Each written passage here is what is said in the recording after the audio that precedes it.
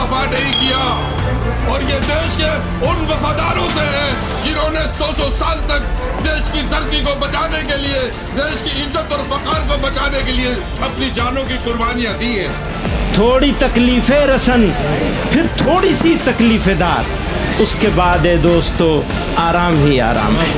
ये वक्त बिल नहीं है बल्कि सांप का बिल है। ये वक्त बिल नहीं है, सांप का बिल है। इसके अंदर जहर भरा हुआ है। ये सिर्फ और सिर्फ मुसलमानों को नुकसान पहुंचाने के लिए बिल बनाया गया है और सिर्फ तबाही और बर्बादी के लिए बिल बनाया गया है और कट्टरवादियों को खुश करने के लिए बिल बनाया गया है। आप याद रखें, इनकी बड़ी गलतफहमी है। ये समझते हैं नफरत के जरिए से इलेक्शन जीतेंगे। हिंदुस्तान मोहब्बत की ज़मीन है, मोहब्बत की ज़मीन है। यहाँ अगर नफरत का बीज बोओगे तो बीज सड़ जाएगा। वो यहाँ मोहब्बत की खेती फलती है। तमाम मीडिया के सामने मैं इस बात का ऐलान करता हूँ अपनी पार्टी की तरफ से और सारे हिंदुस्तान की उन दबी कुचली तमाम आवाज़ों की तरफ से जिन्हें आरएसएस ने सैकड़ों साल से जिनको दबाकर कुचल कर रखा है और अब वो संविधान को कुचलना चाहते हैं, बिल्डोज करना चाहते हैं। समाजवादी पार्टी ने माननीय अखिलेश यादव जी ने पहले दिन ही जब ये बिल लाया गया था साफ साफ कह दिया था कि ये कॉन्स्टिट्यूशन संविधान पर सबसे बड़ा होने वाला आजादी के बाद हमला है, हम इसको कभी बर्दाश्त नहीं कर सकते। दलितों के ऊपर जो अत्याचार हो रहा है, आदिवासियों के हुकूक जो खत्म हो रहे हैं और सिखों के मामलात में जो दखल अंदाजी हो रही है, ये क्या तमाशा रखा है? आप समझते हैं हम कब तक बर्दाश्त करेंगे? देश की जनता के लोग, देश की जनता के मूड को पहचानिए। सारा ईवीएम से नहीं चलेगा, मुल्क संविधान से चलेगा। अगर कोई इस गलत फहमी में है तो उसको गलत फहमी दूर कर लेनी चाहिए। 24 के पैगाम ने, इंतखाब ने पैगाम दिया है। मुसलमानों के साथ मैं अपनी बात खत्म कर रहा हूँ। जिस तरह से मजाक किया जा रहा है कि उनके मजहबी मामलात में दखल अंदाजी की जा रही है, ये बीजेपी वो पार्टी है जो एक मुसलमान को सारे मुल्क में एक सीट लोकसभा की नहीं दे सकती। वो वक्त की रक्षा क्या करेगी, हिफाजत क्या करेगी? ये वो लोग हैं कि जिनके मिनिस्टर के सामने लंदन की सड़कों पर देश का अपमान हो और इनके चेहरे पर कोई रंगत इनकी बदले ना, कोई उस पर स्टेटमेंट आए। ये कौन लोग हैं? देश की जमीन अरुणाचल और हिमाचल में खिसक रही है जमीन, उसके ऊपर सरकार ने आके बदली है। ये सिर्फ हिंदू मुस्लिम इशू को उठाकर लड़ाकर अपनी सरकार को मजबूत करना चाहते हैं। मैं अपनी बात को खत्म कर रहा हूँ इस पैगाम के साथ कि ये लड़ाई लंबी है। ये लड़ाई उन अंग्रेजों के गुलामों से है जिन्होंने देश के साथ कभी अहद वफा नहीं किया और ये देश के उन वफादारों से है जिन्होंने 100 साल तक देश की धरती को बचाने के लिए, देश की इज्जत और वकार को बचाने के लिए अपनी जानों की कुर्बानियां दी हैं। लेकिन मैं एक मशकूर भी हूँ, मोदी सरकार और आरएसएस का मशकूर भी हूँ, शुक्रिया भी अदा करता हूँ कि उन्होंने देश की सोई हुई आवाम को जगाने का काम किया है। अब बात असल मुद्दों पर होगी, लड़ाई झगड़े की बात नहीं होगी। ये होली के अवसर पर बहुत लोगों ने चाहा लेकिन कामयाबी नहीं मिली, इसलिए कि हिंदू मुसलमान अब ये चाहते हैं कि इत्तेहाद के साथ, मोहब्बत और भाईचारे के साथ मुद्दों पर देश की तरक्की के लिए बात होगी। अब नफरत की सियासत इस मुल्क में बंद होगी और वक्फ बोर्ड एक बड़ा इशू है। इस पर हम सब लोग, सारे हिंदू मुसलमान सिख ईसाई सब मुत्तहिद हैं। अगर हिंदू इंडोमेंट में किसी क्रिश्चियन का दाखिला नहीं हो सकता, हत्ता के मामला ये है कि हमारे दलित भाइयों को भी दाखिला नहीं मिलता है, मंदिर धोए जाते हैं, तो आप कैसे मुस्लिमों को वक्फ बोर्ड में शामिल कर रहे हो? आर्टिकल 26 का उल्लंघन कर रहे हो, इसको बर्दाश्त नहीं किया जाएगा। हाज़रीन किराम सलाम अलैकुम। बहुत कम वक्त है, लिहाजा मैं सिर्फ 1 या 2 मिनट में आपकी बात मुकम्मल कर दूंगा।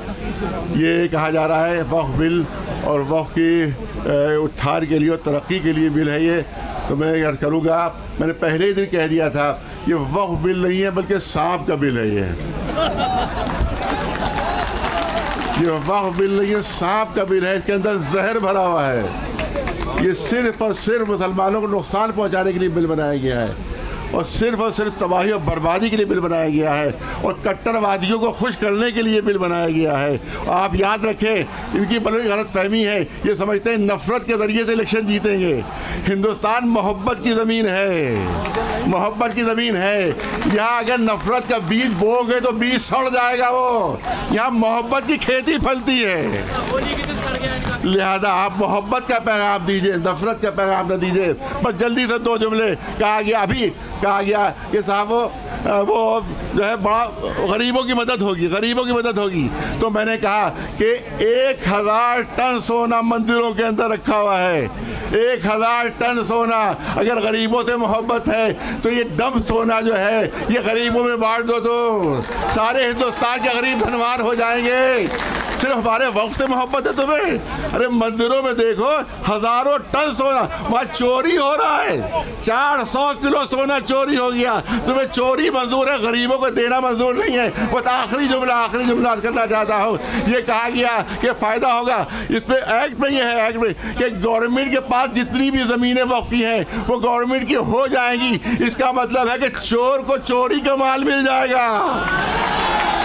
ये कौन सा कानून है कि वो चुरा भी रहे हो और कह रहे हो चोरी का माल ही हमारा हो जाएगा? इससे बड़ा नुकसान और क्या हो सकता है? आप अपना धरना जारी रखिए, आप अपना आंदोलन जारी रखिए। सही मिंदी व इत्माम मिनल्लाह। कोशिश हमारा काम है, फतह देना अल्लाह का काम है। इंशाअल्लाह हमें फतह मिलेगी, कामयाबी मिलेगी। दुश्मन शिकस्त खाएगा इंशाअल्लाह बेहक़ मोहम्मद व आले मोहम्मद। बिस्मिल्लाहिर्रहमानिर्रहीम। हज़रात, आपके इस जोश व जज्बे को देखते हुए बहरहाल मैं भरपूर एतमाद और यकीन के साथ कह सकता हूँ कि कामयाबी आपके कदम चूमने जा रही है। ये आपका जोश ईमानी है कि जो आपको यहाँ लेके आया, वरना माह मुबारक रमज़ान में रोज़े की हालत में आपसे अगर ये कहा जाता कि आप महंगाई के ख़िलाफ़ आंदोलन में जो है धरना देने के लिए चलिए, आप कभी नहीं आने वाले थे। आपसे, हालांकि ऐसा नहीं है कि ये महंगाई जो है वो मसला नहीं है, बहुत बड़ा मसला है। और सरकार के देखिए जहाँ तक वो यानी पॉलिसी है कि मुसलमानों की ज़मीनों को, मुसलमानों की मस्जिदों को छीन ले, वहीं एक उसका एक अहम मकसद ये भी है कि उसकी नाकामियाँ जो हैं वो इस तरह के मुद्दों से जो है वो छिपाई जा सके। ये सिर्फ इसी मकसद के लिए हो रहा। तो बहरहाल ये हमारे ईमान से जुड़ा हुआ मसला है और हमारे यकीन से जुड़ा हुआ मसला है। देखिए, ये मस्जिदों के एहतराम, बारगाहें और दरगाहों का तक़द्दुस, उसकी जंग है। लिहाजा हमारे ईमान की जंग है और हम जब तक इस जंग को कामयाबी के साथ सर नहीं कर लेंगे उस वक्त तक खामोश भी नहीं बैठेंगे। सल्लल्लाहु। इस मुल्क के दस्तूर साज़ों ने, मॉडर्न इंडिया के जो आर्किटेक्ट थे, उन्होंने जो खाका बनाया था इस मुल्क का, उसको ये लोग तोड़ देना चाहते हैं, तोड़ने की सिमत में चल रहे हैं। हमारे घरों पे बिल्डोज़र चल रहे हैं, मस्जिदों और मदरसों पे बिल्डोज़र चल रहे हैं, और अब ये वक्फ एक्ट के ज़रिए से भारत के दस्तूर पर, संविधान पर बिल्डोज़र चलाया जा रहा है, चलाने की कोशिश हो रही है। तो मैं इसकी मुखालिफत तो हर हाल में करनी है, लेकिन आगे का लाहे अमल क्या होगा, आगे कैसे किया जाएगा, इसको ये लड़ाई कैसे लड़ी जाएगी। तो जैसा कि सब लोगों ने कहा कि ये शुरुआत है, तो जब किसी चीज़ की शुरुआत इतनी खूबसूरत हो तो उसकी जवानी और उसका शबाब कितना खूबसूरत होगा। मुझे हमारे सिख समाज के ज़िम्मेदार, मैं उनको मुबारकबाद देना चाहता हूँ, और यकीनन ये लड़ाई सब लोगों की है, और अगर इस लड़ाई को अकेले अकेले लड़ा जाएगा तो हो सकता है थोड़ी दिन के लिए वो जीत जाएं। लेकिन एक बात का यकीन है, मैं अपने मुसलमानों से और फ़िक्रमंद सिटीज़न से, भारत के जो लोग चिंता में हैं कि ये भारत जा क्या कहाँ रहा है, बनाया क्या जा रहा है। ये जो मेजोरिटोरियन स्टेट बनाने की कोशिश हो रही है, इसका बेहतरीन जवाब है जो इन्होंने कहा है कि यह अक़लियतों की अक्सरियत का मुल्क है और सिर्फ हमें नहीं जमा होना है बल्कि हमें अपने साथ और भी सबको जमा करना है। एक बात यह है। दूसरी बात यह है, हर लड़ाई के लिए कुर्बानी की ज़रूरत होती है। आप लड़ाई लड़ेंगे और आराम से बैठे रहेंगे, काम नहीं होगा। और जो बात इन्होंने कही कि बस इनफ, बहुत हो गया, तो कुर्बानी देने के लिए हमें तैयार होना चाहिए। मैं मेहमानों का वक्त नहीं लूँगा, मैं तो अंदर का आदमी हूँ, मेहमान नहीं हूँ।